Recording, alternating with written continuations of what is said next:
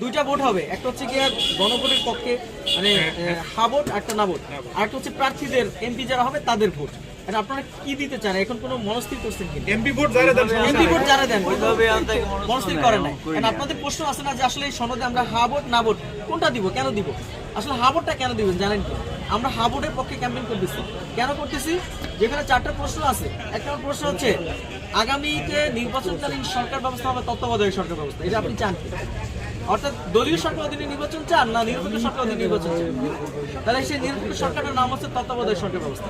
তাহলে এটা আপনি চান, তাহলে অবশ্যই কি হা ভোট দিবেন। এক নম্বর প্রশ্ন। দুই নম্বর হচ্ছে উচ্চকক্ষ নিম্নকক্ষ দুটো পার্লামেন্ট হবে। এই যে 250 এমপি যেভাবে হইতো এটা হবে নিম্নকক্ষ।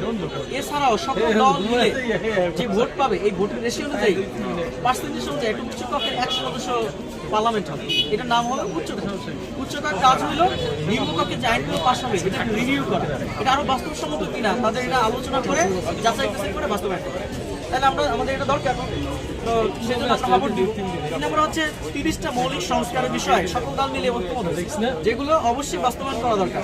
যারা নির্বাচিত হবে তারা এটা বাস্তবায়ন করতে বাধ্য থাকবে, কারণ আপনি এটা চান কিনা, তাহলে অবশ্যই হা ভোট দিবেন। অনেকে প্রশ্ন করে, অনেকে বিভ্রান্তি ছড়ায়, গুজব ছড়ায়, হা ভোট দিলে মানে আমাদের একত্র থাকবে না, অস্বীকার করা হয়ে যাবে। একাত্তরের সাথে জুলাই গণভোটের কোনো সম্পর্ক নাই। আমরা সংবিধান সংশোধন সহ বিভিন্ন যে কাজগুলো আছে এটা জনগণের উপরে ছেড়ে দিয়েছি।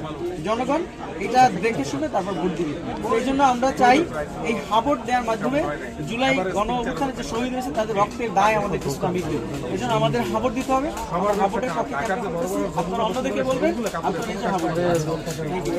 যারা ইয়াং এনার্জি